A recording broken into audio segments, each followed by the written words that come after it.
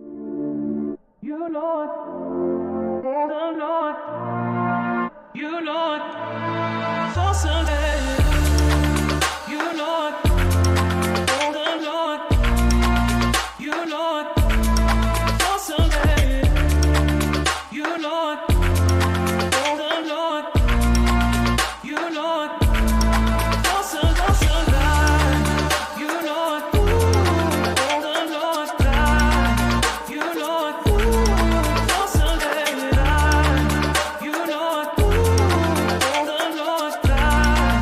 you Lord, for Sunday. You Lord, the Lord, you Lord, for Sunday. You Lord, the Lord, you Lord, for Sunday. You Lord, the Lord, you Lord, for Sunday. You Lord, the Lord, you Lord, for Sunday.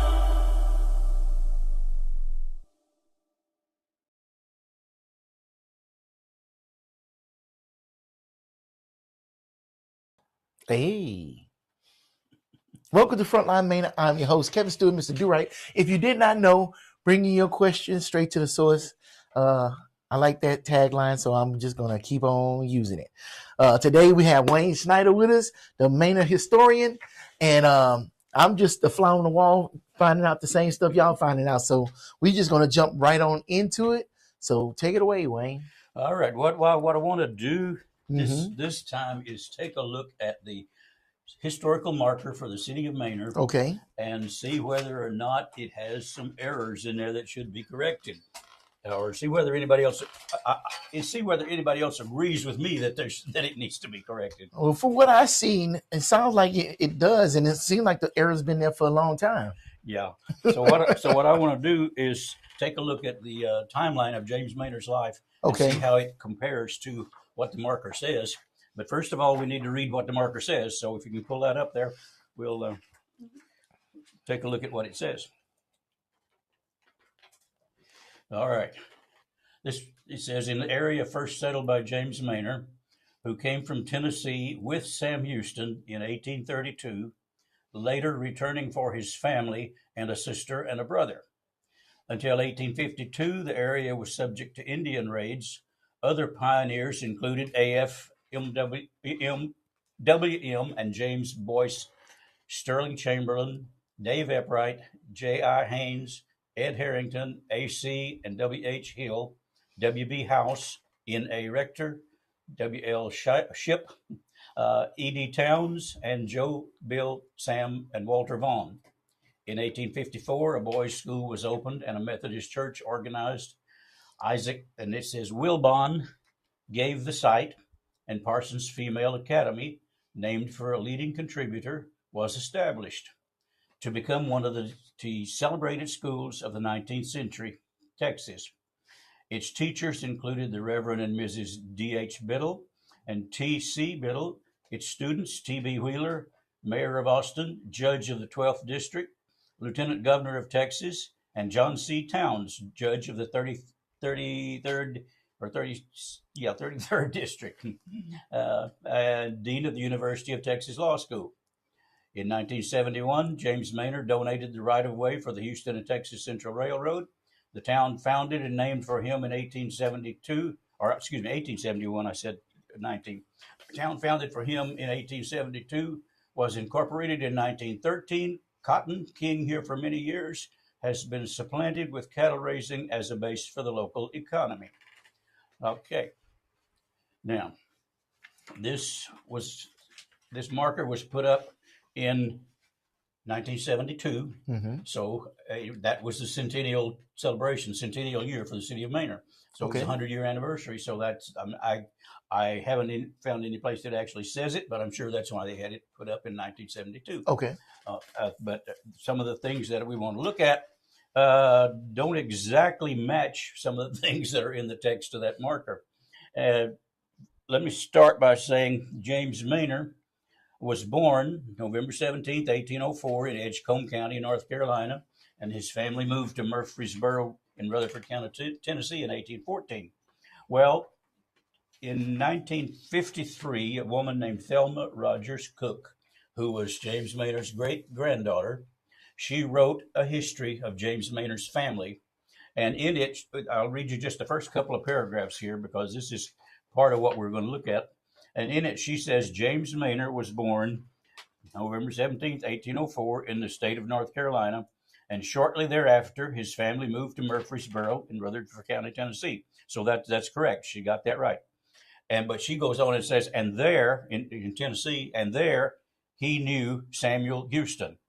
In 1832, Samuel Houston was commissioned by President Jackson to negotiate treaties with Indian tribes in Texas, and James Manor was one of the men he selected to accompany him on the mission. James Manor remained away from his family for 3 years, and in 1835 he returned to Tennessee for them. In 1836, James Manor brought his wife and 2 small daughters back to Texas, along with other members of his family, including his brother, Joseph John Manor, Joseph's wife, Carolina, and a sister, Rhoda Manor. And it's quite possible that there were other members of James Manor's family to accompany them, but these are the only ones traced so far by the writer, in other words, by herself. In 1836, James Manor cleared and settled land along Gilliland Creek, about a half a mile from what's known as Manor, Texas. He at first erected a log cabin, and later in the 40s built a more modern 2-story house and left the old cabin as the kitchen. So, so far, the parts that she's got right are some of the things, or the first line where it says he came to Texas and or that he was born in 1804 in North Carolina and moved to Tennessee. And then you jump all the way down to the last line. It says he first erected a log cabin and later in the 40s built a more modern 2-story house. But there's quite a bit of what's in between there that doesn't match any historical records anywhere. Okay. So that's what we want, kind of where we want to start and look at it. We said he was born in 1804, and we know that he got married in 1824. He was 19. He married Phoebe Singleton Foster in Rutherford County, Tennessee. He was 19. She was 17. Then I know, I mean, you won't find this in any other history of James Manor, but it's things that I have found. And there's a lot of, keep in mind also that I'm leaving out a lot of details in this, or we'd be here the rest of the night. Okay. So, and we don't want to do that.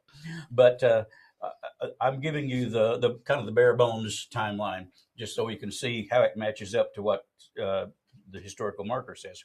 But I can show you online deed records from December 1831 to February 1836, where James Manor and his wife, Phoebe, were buying and selling land in Yazoo County, Mississippi. So they were living in Mississippi from 1831 to 1836. Now, how does that fit with what she said, that he came here in 1832 with Samuel Houston? Is it possible that Sam Houston came to Yazoo County, Mississippi, and picked up James Manor and brought him to Texas? Well, let me show you. I brought just 2 of these. These are both biographies of Sam Houston. Oh, wow. Okay. This one, written by a guy named Marquis James in 1929, and it was so they figured it was such a good book that they awarded it a Pulitzer Prize. Wow. Okay. So, but this one was 1929. This one has come out in 2002, and is considered to be better than that one, because by the time James Haley wrote this one in 2002, there were a lot more documents and other things available that he could use that Marquis James didn't have when he wrote that one. Okay. So I have gotten both of these. This one I got at Half Price Books, and I didn't even pay for it. My brother-in-law bought it for me, so I got that one for free. This one I got off of eBay for $6. Okay. And they're both brand new. They have never been used. Okay. So both brand new. But anyway, I've gone through both of those during the time period from 1829 to 1833, which covers when Sam Houston came to Texas for the first time, and when James Manor was supposed to have come to Texas with Sam Houston. But since I bought those, I've also found two more histories or biographies of Sam Houston. One was written in 1846. Now, Sam Houston didn't die until 1863. So in 1846, he was still living. And in the other one in 1846 it contains a lot of details that were gotten directly from relatives and friends of Sam Houston. Okay. Then I've seen another one also that was written in 1884 that has an awful lot of information about the same kind of things. Now, the thing is, in these two and in the 1846 edition, which was redone in 1855, and in the 1884 edition, all of those I've read through the time that covers the time period when James Manor was supposed to have come to Texas with Sam Houston. These two books and the other two, nowhere in any of them do you find any mention of James Manor or of any member of the Manor family.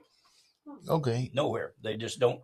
And both of these say that when Sam Houston came to Texas, he came.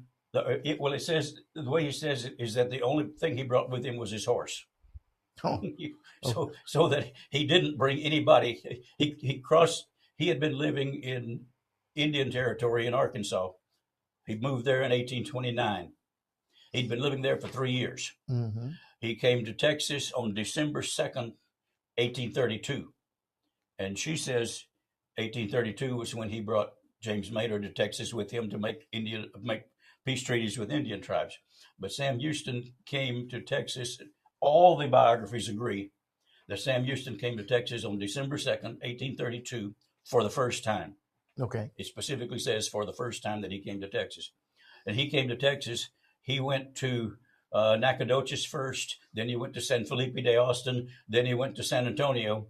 And at San Antonio, he met with some Comanche Indians there and filled out a report and sent it back. That was all. That was his only meeting with the Indian tribes when he came to Texas, was that one particular meeting in San Antonio.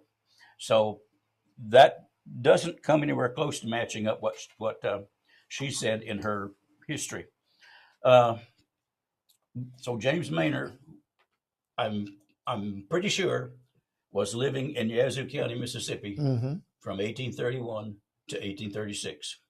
The deed record from February 1836, which was the last time he sold property there, says he sold all the land that he owned, all the crops that were on the ground at the time, all his household furniture, and 14 slaves. Right. He sold all of that for $30,000. That was in 1836. And Thelma Rogers Cook says he brought his family back to Maine, back to Texas in 1836. And she says he brought his wife, 2 small daughters, along with other members of the family. Now, was James Manor's family here in 1836? Well, I say no. After February of 1836, when they sold all their property in Mississippi, here's what I've found online, and I can point you to all the records. I can pull it up, and you can read them for yourself. Okay. I found that after February 1836, James and Phoebe Manor went back to Columbia in Maury County, Tennessee, because that's where Phoebe's parents lived. Phoebe's parents were John and Phoebe Foster. Her mother was named Phoebe also. So John and Phoebe Foster and their family lived in Maury County, Tennessee. James Manor took his family, his wife and his family, back to her parents' house in Tennessee, and that was in 1836. And all of this information that I've gotten from that comes from John Foster's probate records in Maury County, Tennessee. His will and all his probate records are online where you can read them. So, and the reason I say James Manor and his family were there is because, let's see, we'll get to that in a moment. It'll fit in a little better if I wait. But from April 1836, if he left Tennessee in February, if he left Mississippi in February, it would have taken him just a little while to get back to Tennessee. So if he left Mississippi in February, we know that in April 1836 to January 1837, James Manor and his family lived with Phoebe Foster's parents. How do I know that? Well, when John Foster died, Phoebe's father, when he died in 1839, his will left Phoebe Manor one slave girl, named one feather bed, some furniture, one cow, and one calf. And his probate records showed that Phoebe also received one heifer, and it shows that she owed his estate rent on 9 acres of land that she was using. Hmm. 9 acres of his land. And the probate records also show that James Manor and Phoebe Manor together owed John Foster's estate $100 for boarding them from those dates of April 1836 to January 1837. The probate records, an inventory and appraisal of the estate show that Phoebe and James and Phoebe were living there, and that they owed the estate money for the time that they had been there. Then, April 1837, which if James Manor and his family, if we know they lived there till January of 1837, and the next record we find is April of 1837, that gives James Manor enough time to leave his wife and daughters with her parents and come back to Texas from January to April. Gives him time to get back to Texas. And we know that James Manor immigrated to Texas. He says he came in April 1837. And these are taken from Texas General Land Office records that are online. When James Manor applied for his first land grant, he stated that he had come to Texas in April 1837. This is what he said. He says he immigrated to Texas in April 1837, and it specifically says he said he came as a single man. Now, that doesn't mean he wasn't married. It means he came by himself. Okay. He didn't bring his family. It says he came in 1837 as a single man. And the certificate for the land that he was given in his first land grant says that he proved to the Board of Land Commissioners of Bastrop County that he arrived in Texas. And this is a direct quote from the certificate. It says he arrived in Texas. That he was given. It says he arrived subsequent to the Declaration of Independence. When was Texas Declaration of Independence? We just celebrated it March 2nd. Okay. March 2nd, 1836, Texas declared independence. So that means James Manor said he came to Texas subsequent to the Declaration of Independence. So he says he came to Texas as a single man after the signing of the Declaration of Independence, which matches 1837 when he says he came.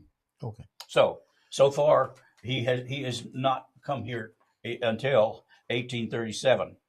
And there was he arrived here April 1837. 1 month later, in May of 1837, he immediately tried to purchase some land for his family, I'm sure. But what he did was he bought a certificate. They gave the certificates for the land grants to different people for different reasons. James Manor bought a certificate for a land grant from a man named John O'Brien. And John O'Brien had bought it from a man named John W. Johnson a few years earlier. Well, James Manor, just 1 month after he arrived in Texas, paid $500 for that certificate for 1,476 acres of land. And so the thing is, he attempted to purchase land almost immediately after he got to Texas in 1837. So, but due to some underhanded dealings by Mr. Johnson, who was the original owner of the land certificate, James Manor did not get clear title to that 1,476 acres until 1852. He had to take Mr. Johnson to court to prove that he owned the land certificate, and the court agreed with him and said, yes, it's yours and you can have it surveyed. But Mr. Johnson had already had land surveyed for himself on that same certificate. And so James Manor had to take him to court to get his land, and it was until 1852 that he got possession of that land. So he attempted to purchase land in May of 1837, and it didn't work out. So what did he do? If he's come to Texas, if he's in Texas in 1837, what does what does he do here by himself before his family comes? Well, in May of 1837, which was right after he attempted to purchase his that land certificate, that land, and didn't get title to the land. In May of 1837 to April of 1840, James Manor served in several military campaigns against Indian tribes in Texas, and we can find those records online that show what campaigns he was in, what how much money he was paid. One place says he drew so much in clothing allowance for the time that he was there, and several other things. But you can find all that stuff online. It's on. Some of it's on Texas General Land Office. Some of it's on the Texas Library and Archives website. You can find all those documents saying James Manor served in those military campaigns. So we know he was here in Texas from 1837 to 1840 by himself. Now, in May and July of 1838, he received 2 more land grants, totaling 1,920 acres of land. And he on November 12th, 1838, he had surveys made for those 2 land grants, which of course is this land right here where we are now. But that was November 12th, 1838. And in 1838, somewhere 1838, 1839, we don't have an exact date, he built his log cabin on Gilliland Creek. Now, if he didn't have this, it says in Thelma Rogers Cook's history, in 1836, James Manor cleared land and settled it along Gilliland Creek. She says 1836. He attempted to buy land in 1837 and didn't get it. He didn't get his 2 land grants until 1838. If he didn't have any land until November 12th, 1838, how did he build a log cabin on his property in 1836? Not possible. It doesn't seem possible, Right. does it? But he didn't have, definitely, and you can find all those, the land grants, the certificates, everything for that stuff. You can find all that online. So couldn't the official documents be wrong with the dates? I doubt it. Okay. Because there's an awful lot of information there, but I don't think so.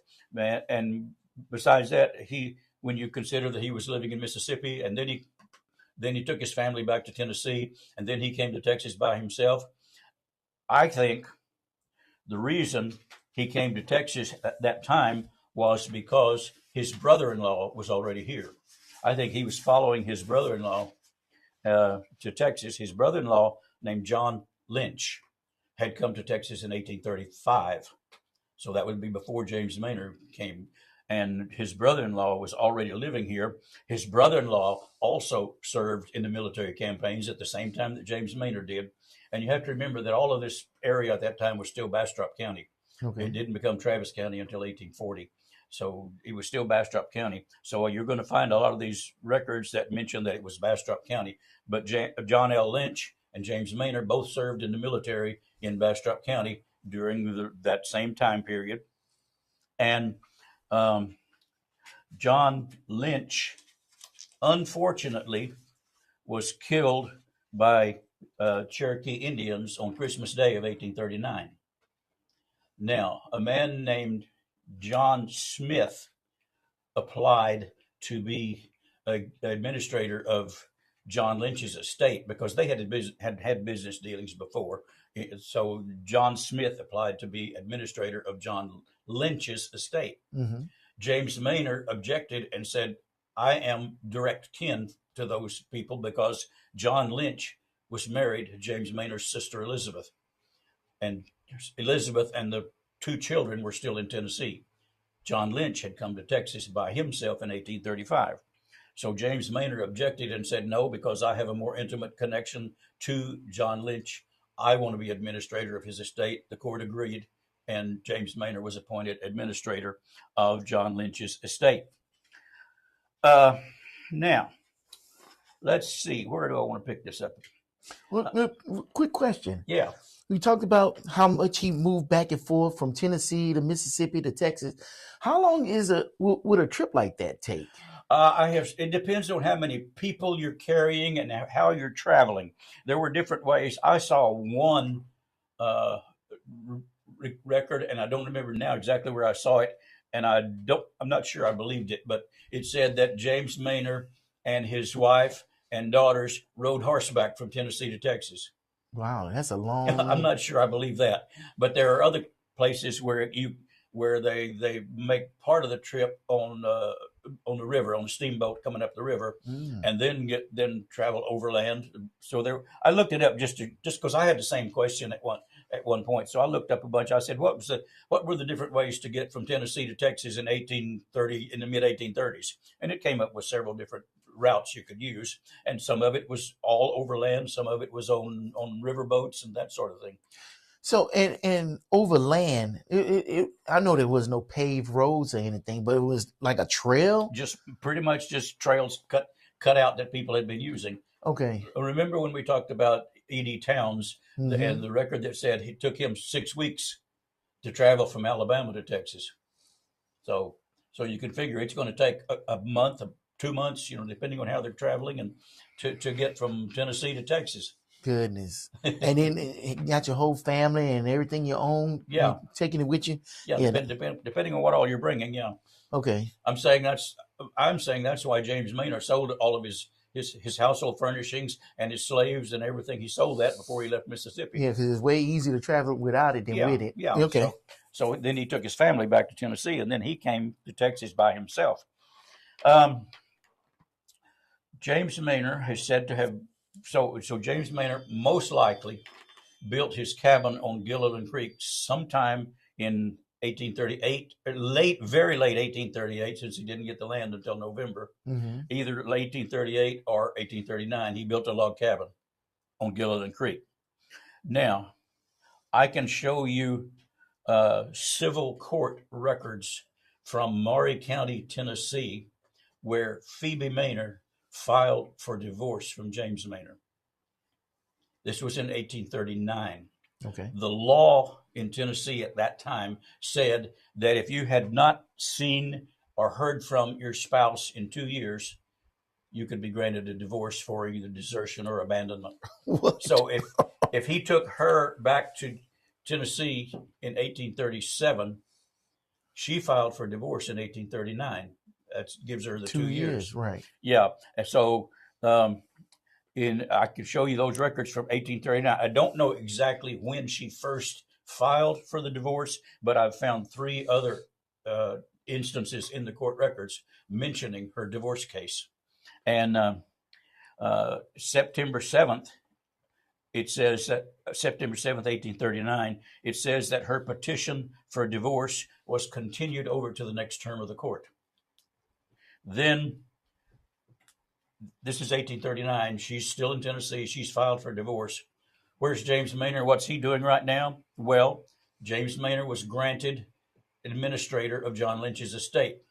So from 1840 to sometime in 1841, I can show you probably 25 or 30 records that James Manor signed in Bastrop County as administrator of John Lynch's estate. And this goes up to 1840. So James Manor apparently came to Texas April of 1837 by himself and was still here in 1840. Okay. While his family and his wife were still in Tennessee. Now, Phoebe Manor's divorce, this would have been January 20th, 1840. Another court record. One of the things that had to be done when someone filed for divorce, one of the things that had to be done, there had to be a notice published in the newspaper for a certain number of weeks, announcing that she was filing for divorce. And if the husband would see it and come back home, it all would, then her divorce wouldn't be granted. But she had to file, or the sheriff always had to file the notice in the newspapers saying that she had filed a petition for divorce. Well, in January 20th, 1840, the court record says her petition for divorce newspaper publication was reversed by the court. They had already said it has to be filed, And then on January 20th, 1840, they said, we're going to reverse that decision. It does not have to be published in the newspaper. And now, during the same time, I can show you from April 11th, 1840 to September 1st, 1840, James Manor is in Bastrop County signing documents for John Lynch's estate, all the way up to 1840. Then, May 6, 1840, Phoebe Manor's lawyer appears in court on her behalf. She's not there. Phoebe Manor's lawyer appears in court on her behalf to request that her petition for divorce be dismissed. So, I suspect that sometime right before that, she had heard from James Manor, and she knew that he was still here in Texas. And what happened next, we know that in July 11th, 1840, James Manor, as administrator of John Lynch's estate, we have a deed record that shows James Manor selling 88 acres of John Lynch's land in Bastrop County, and James Manor has to sign the documents for that deed record. So as of July 11th, 1840, James Manor is still here in Bastrop County. Okay. Now, what happens next? And you're not going to really find any way to prove this except for something that Thelma Rogers Cook says. Okay. And so she's not wrong in everything. But I think sometime in mid-1840, Phoebe Manor and their two daughters and James Manor's parents, Mills and Lucy Manor, came to Texas to join him in Texas. So that's where I say Phoebe Manor heard from him sometime in the first part of 1840, and he said, everything's good, come to Texas. So Phoebe, the two daughters, and James's parents came to Texas sometime in mid-1840 and joined him. Now, the reason I say that, and the reason I know that, is because Thelma Rogers Cook, in two different letters that she wrote, these would have been in, I forgot, let's see, where am I? They were written in 1867. She was communicating with some guy who was trying to get his name into some of the official military records, and she was answering questions that he had, and she says that in 1867 that Mills and Lucy Manor came to Texas. This is James Manor's great granddaughter, and she says that James Manor's parents came to Texas in 1840, and she says that while they were in Texas, Lucy Manor died and was buried in Joseph Manor's cemetery in Weberville. She says there is a grave marker there that all it says on the stone is Mother Manor. And she says, but every other member of the Manor's family is accounted for, so this has to be Lucy Manor, has to be James Manor's mother. And then we also know that after Lucy Manor died, that Mills Manor, James' father, he went back to Tennessee and lived with one of his other daughters for the rest of his life until 1848 when he passed away. Okay. So that I think what happened was James Manor came to here in 1837. He did all the different things that we know. We find records saying that he was here from 1837 to the mid 1840. But we also say that he built a large two-story house in either 1841 or 1842. And Thelma Rogers Cook says says the same thing. She says in 1840s, she doesn't narrow it down to a year, but she says sometime in the 1840s, he built a larger two-story house. I suspect that was because his family had joined him and his parents had come, and he was building a bigger house. He needed something better than the log cabin that he had built before. So he needed something bigger. So he built a new two-story house on Gilliland Creek next to the log cabin. And that she says it was built in 1840. There is another record written by a man named Banks McLaren Jr. He writes a history of the Weberville community and the Joseph Manor Cemetery there in Weberville. And in his history, he says it was in 1841 that James Manor built his new house, two-story house. So James Manor was here, I say, from April 1837 to at least at the mid 1840, and then his family came and joined him along with his parents. Well, then we know that Phoebe Manor died in 1859, and she's buried in the Rector Cemetery out in Manor here, and that James Manor then married a woman named Missouri Burdett. She was a widow she had been married to a man named Newell Walton Burdett, and he had passed away, so James Manor married her. We don't know exactly the date, but sometime in 1874, she passed away, and James Manor married Elizabeth Ann Stelfox. Well, she had been married twice before, so her name really was Elizabeth Ann Stelfox Allen Davis Manor by the time she got married to him. Wow. And then after James Manor passed away in 1881, she then married a guy named M.C. Abrams, and they lived in the two-story house until they both died in 1941. Okay. So now, getting back to the historical marker, let's look at the next one there. This that you're looking at right there is the actual application that was submitted in 1972 for the historical marker for the city of Manor. And I didn't realize it until I got this and started looking at it, but you can see it was submitted by Mrs. Ernest Acklin, Acklin, and the members of the Manor City Council. And it lists Lamar Weiss, Harley Tomlinson, M.J. Tucker, Joe, and I'm not sure how you pronounce his last name. And then the last name is Richard Townsend. Mm-hmm. I went to school with Richard Townsend. Okay. I went to school with Richard Townsend and the woman that he married. Her name is Wanda. It was Tatons, it's Townsend now. But I went to school with both of them here in Manor. And I didn't realize until I saw this application that Richard Townsend was a member of the Manor City Council in 1972. But he was. And I have sent her a message saying, can you tell me where City Hall was in 1972 when they got this marker? But I haven't heard back from her yet. But the other name on there is it's signed by Mrs. Ernest Acklin. And I'll tell you something in just a second that I just found out right before I came over here. But the marker is, if you could see number 2 coming down there, it says where marker is to be situated. All it says is Loop 212 in Manor.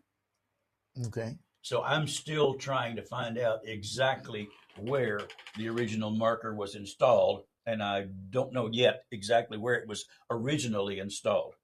I'll give you a couple of possibilities before we finish here, but something I just found out before I came over here is Mrs. Ernest Acklin is the sponsor. You can see where it says who is to be recognized as the marker sponsor, and it says Mrs. Ernest Acklin and Manor City Council. I didn't know until just right before I came over here that Mrs. Ernest Acklin, I mean, I know the name, I know who she was. She was president of the Tuesday Book Club. But I found out right before I came over here that she was also the city secretary at that time. Mm-hmm. When this marker was, this application was filled out, she was the Manor city secretary. And I said, you know, Uvia Amarez in at City Hall. Okay. I'm sure you do, whether you do it by name or not, we probably do.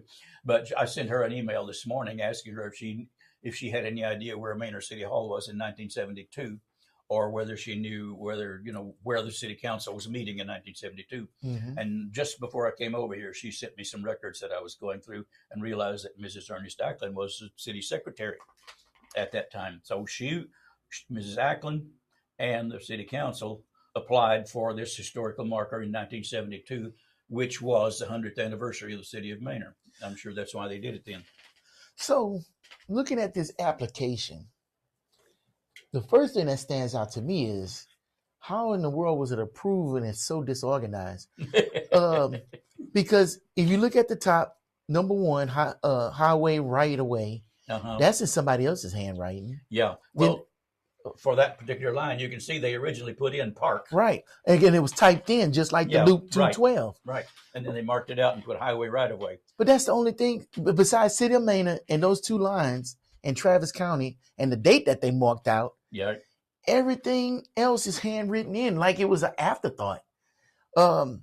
And then seemed like everything was written out by, I think, Miss Ernest Yeah. Ackland. Seemed like she wrote out the whole application. She even wrote the council people's names in I'm it. sure she did. Yeah. I suspect originally that it was just supposed to be her name on there, and then they decided to put the city council members' names in there also. But you can also see right down here in the bottom corner where it says approved. Right. You see a name there, Mrs. William B. Alderman. She was the chairman of the Travis County Historical Survey Committee. So she was the person responsible for getting all this done and for approving everything to get the marker done. Now, this back to the word park. I suspect that originally the plan was to have the marker installed at Jenny Lane Park. Mm. And that's why it's marked out now, because I've read in other places that if the marker is going to be installed on a public right of way, like Loop 12, Mhm. then the historical commission will send it and have their people install it. But if it's to be installed on private property or someplace that's not on a public right of way, then the person who is a sponsor has to be responsible for getting it installed. Ah.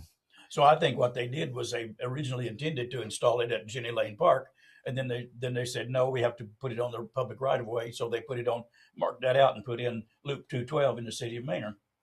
So it's going to be installed there. But we know Loop 212 runs all the way from Highway 290 back out to 973. It runs all at through downtown Manor and back out by Walmart and back out to 290 out that way. So if it just says installed Loop 212 in the City of Manor, where was it installed? I'm still trying to find that out. I don't know exactly where it was installed the first time. Okay. Now, if you'll go to the next picture, this is a letter written by Mrs. Alderman. See Mrs. William B. Alderman? Mm-hmm. She wrote this letter to a Mrs. James Vaughn, who had contacted her to let her know that there were some errors in the marker. And that one paragraph there that I've outlined and read, in this letter, she says, it is most unfortunate that errors have occurred in the text of the inscription, but I assure you these will be corrected, although we shall go ahead and erect the marker temporarily for the dedicatory ceremony. So before the marker was installed, they had already acknowledged that there were errors in the marker. Now, this in the letter that Mrs. Vaughn wrote to Mrs. Alderman, letting her know that there were errors. All right, what she says is that back on that marker where it said W.B. House, she said the guy's name was actually William G. House. If you can pull up that, if you can see the name that says W.B. House, it's about 6-7 lines down.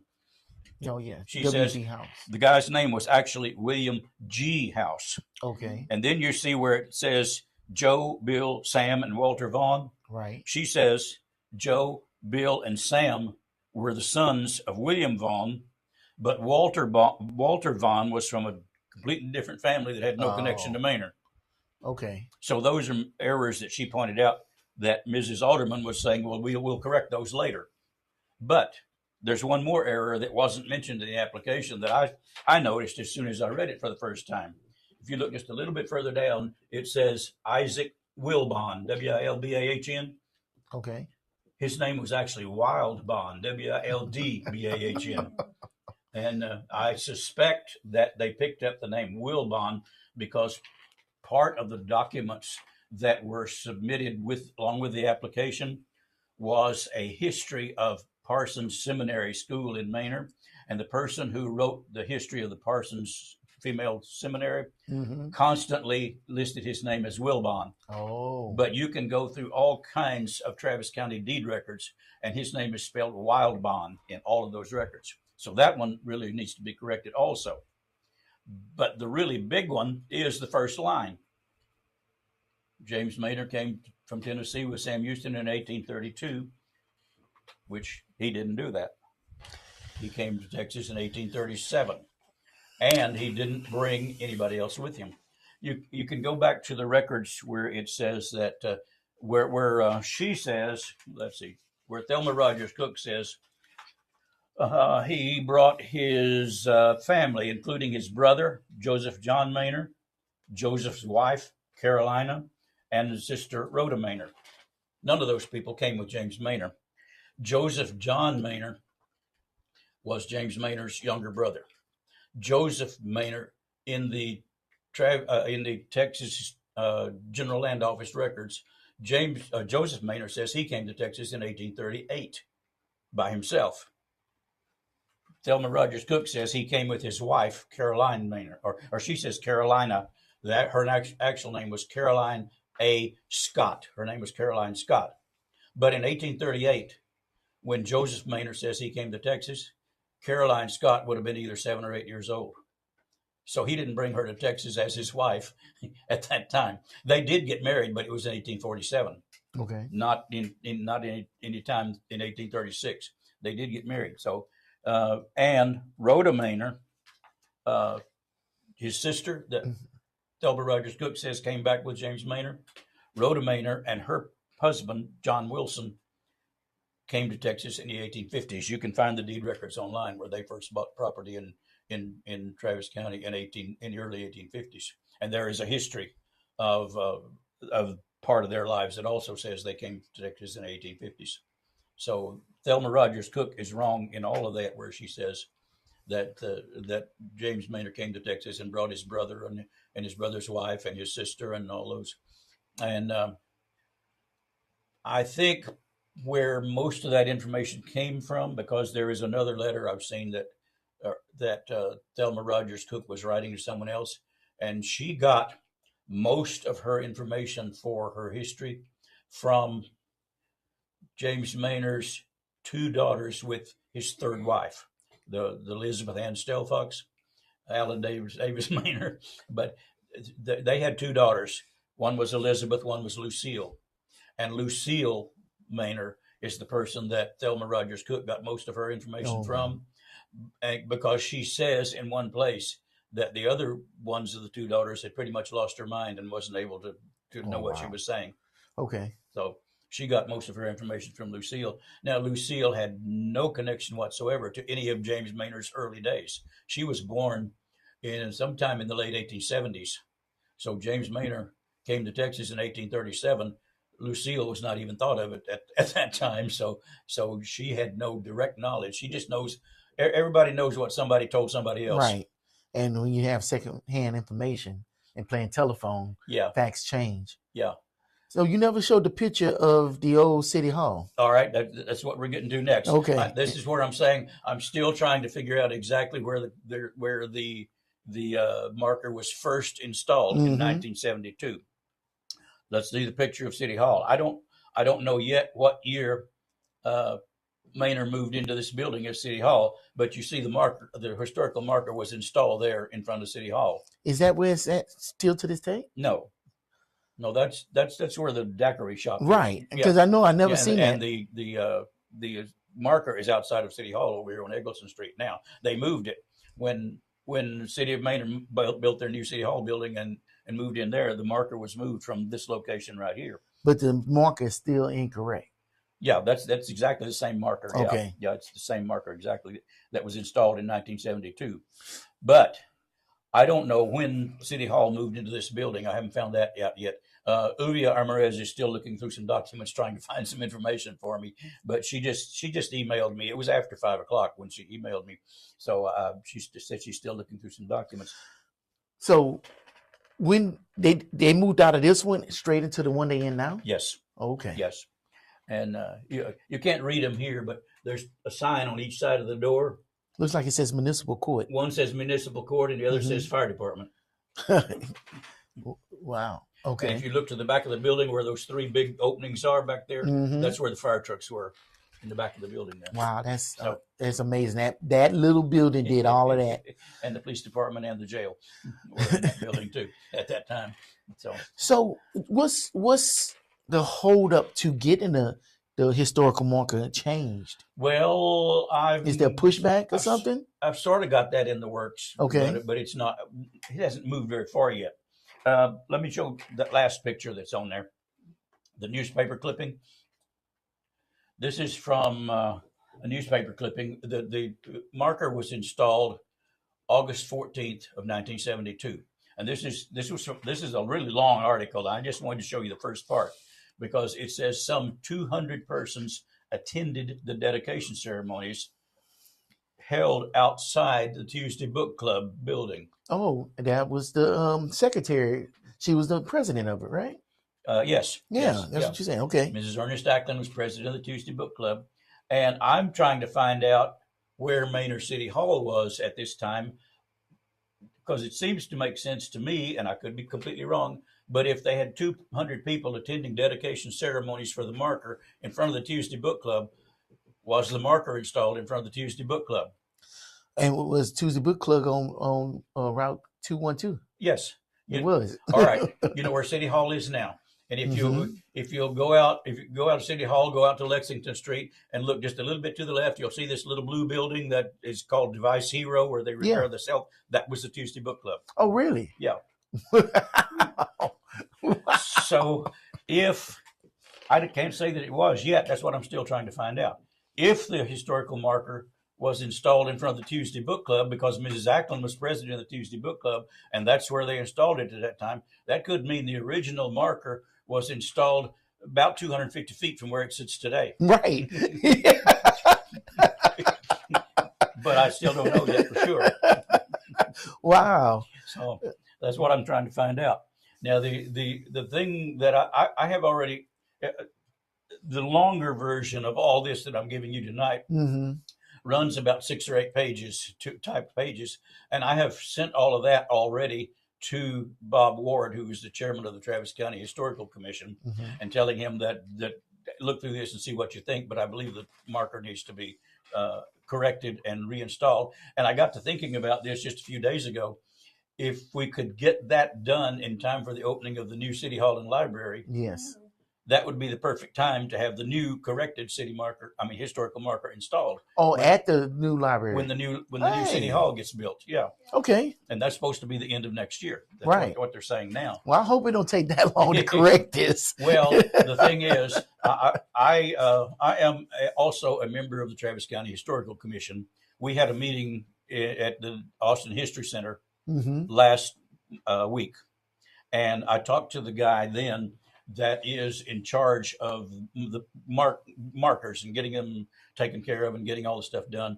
I talked to the guy there, and he said that is a good possibility that we could get that done, because right now he said it's running somewhere in around 9-10 months to get a marker made and installed. Wow. Wait a minute, it's 2026. You think it'd be easy and not harder. Yeah. So, but they did it in 1972 and they had more corrections on that form than they submitted the form in February of 1972 and the marker was installed in August. So it didn't take them all that long to get it done. But he said right now it's running probably 9 or 10 months to get a marker. Wow. Because he was talking about getting a marker approved and made and installed. And I was asking him about getting an already installed marker corrected and getting it reinstalled. And so that's what he was answering me. He said it probably would take about that length of time. So I figured, well, if we could get the right people involved and get the paperwork going and get the application submitted and all this, then it might be a good time to install it. Would be when the new City Hall is built. Okay. So install a new corrected marker at the same time. What I wanted to do, I am planning to send an email to the mayor and all the members of the city council and give them this information, pretty much that we've gone over here tonight. Right. But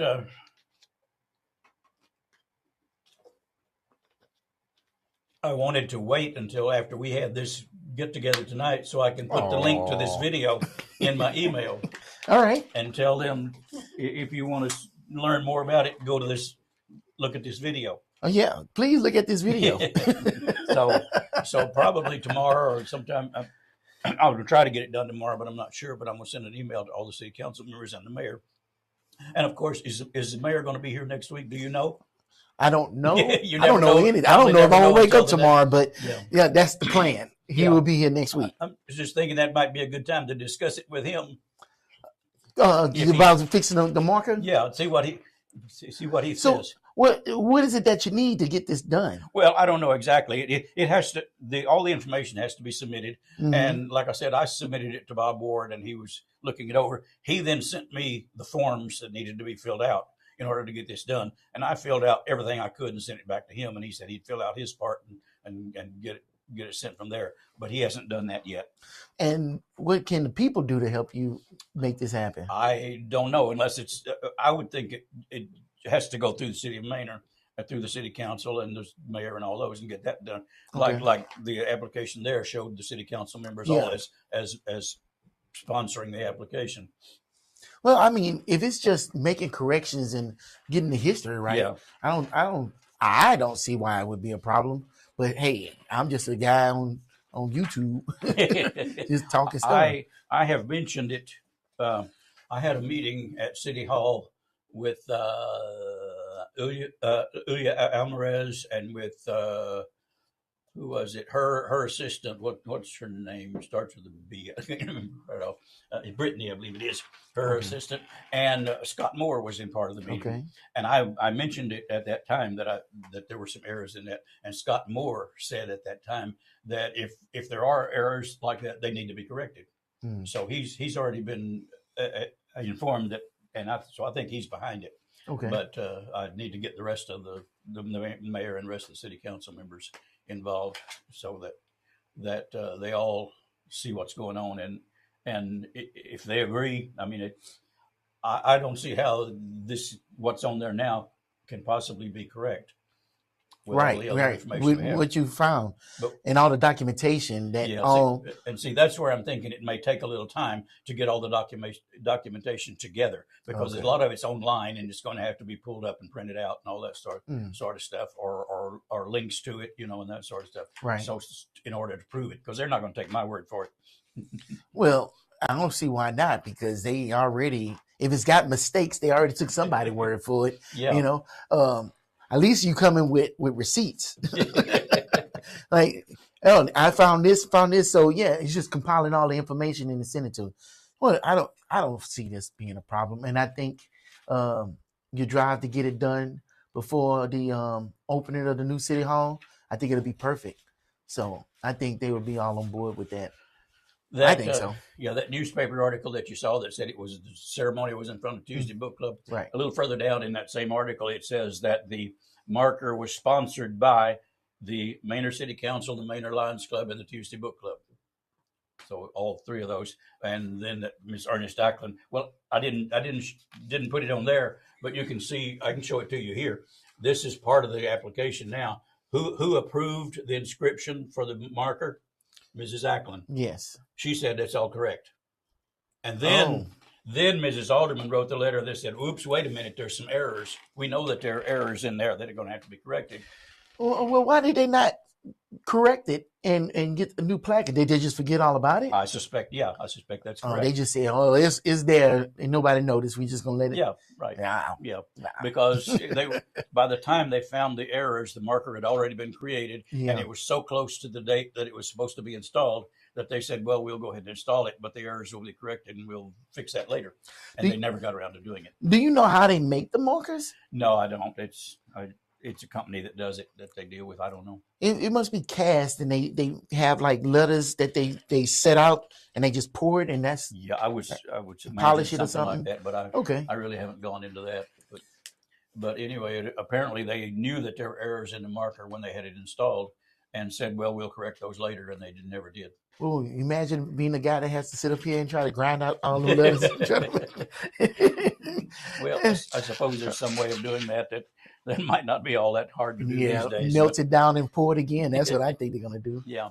Is that all you got for us? That's pretty much it. So okay. So if I can get the rest of the city council and the mayor and all to agree that these are errors, maybe we can get on with getting this corrected and get a new one installed. Yeah.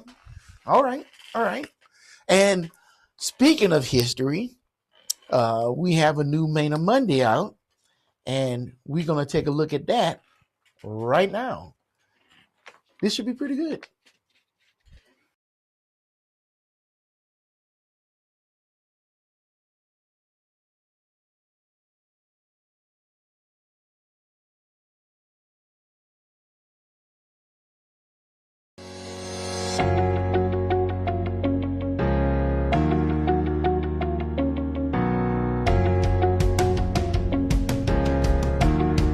Hi Manor, we hope everyone had a great Easter weekend.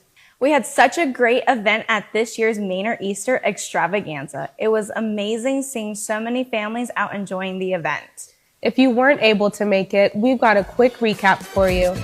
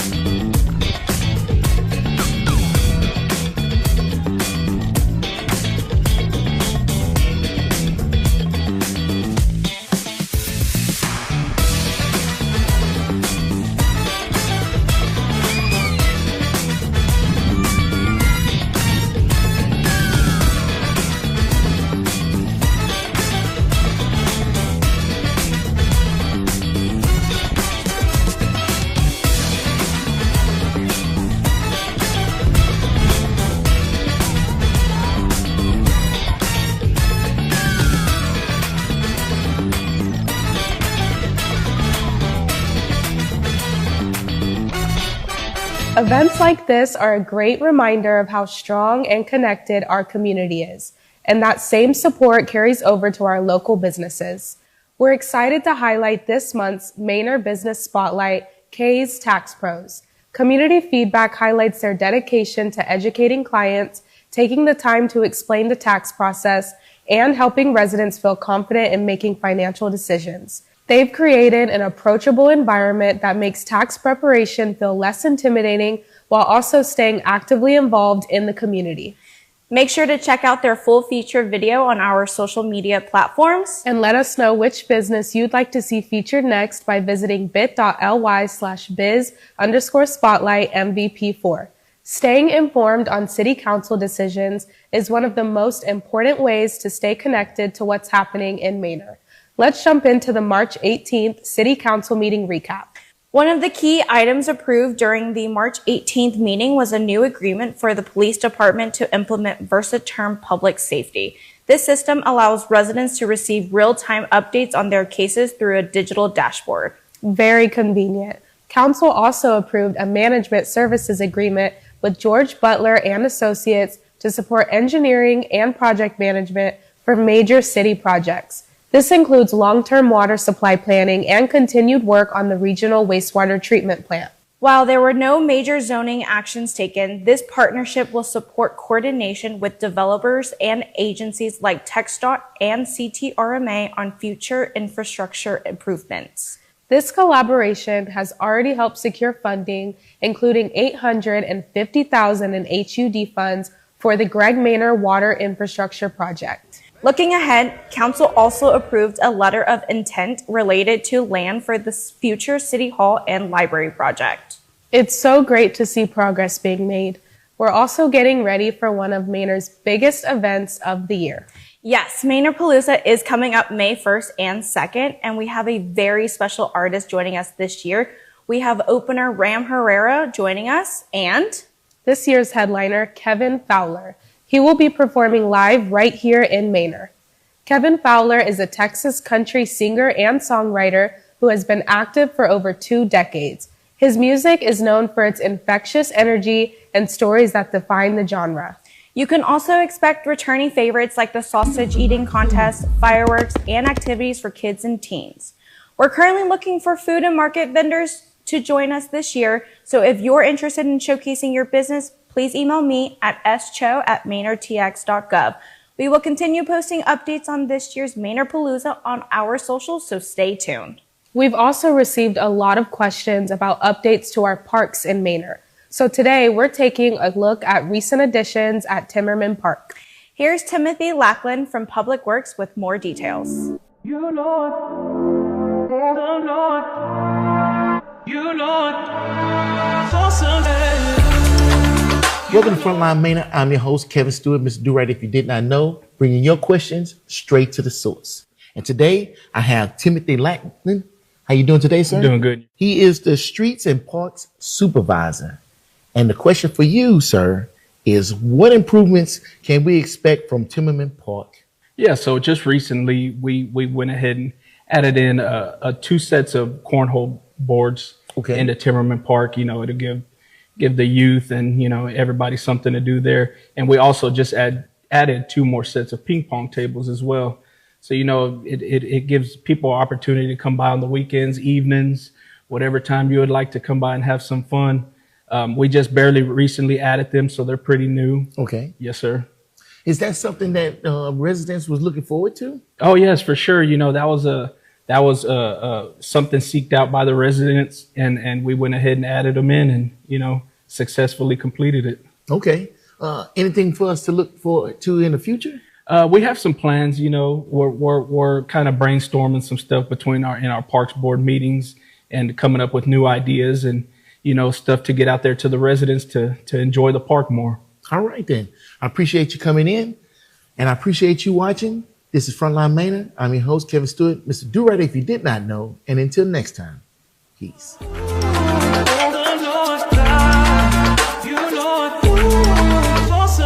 Thank you, Timothy, for that update on the recent improvements at Timmerman Park. Our Public Works team is committed to improving our parks and creating better spaces for kids and families to enjoy. Next week, we will be focusing on a very popular topic for residents: traffic and signal timing in Manor. And before we end this episode, I'd just like to say thank you for submitting your questions, comments, and concerns. We truly enjoy hearing what matters most to you, and it allows us to bring the right people on this series to provide answers.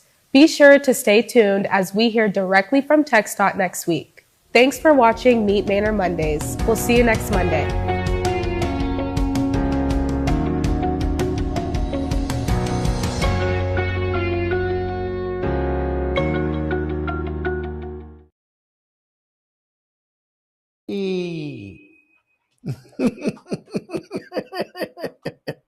Welcome back.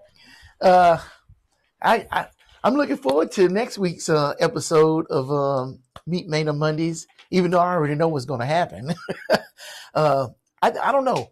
Since I've been doing this, and nothing against you, Wayne, but that TxDOT interview, I was really looking forward to. I feel like that's one of my most important interviews because, you know, it's a lot people want to know. And they talked about some immediate stuff that they're doing, some midway stuff, and then long-term stuff that they have planned for 290. And they did talk about that, the timing of those lights, and I'll let them say it. I won't give no spoilers. But I was really looking forward to it, and I was glad I was able to sit down with them and talk to them about it. So be on the lookout for that next Monday. Matter of fact, next Monday when that comes out, I'll have the mayor here to talk to, and he might even have some more information to talk about 290, you know, the thing that everybody care about in Manor. So, I look forward to that. I was going to get the bloop, I can't even say it. That's going to go in a blooper reel right there. I was going to get the blooper reel, and we was going to show that too, but you know, y'all probably tired, want to go to bed. So go on the City of Manor YouTube channel or the Facebook channel. All of that's up there. Take a look at it. I still appreciate them bringing me on to do that.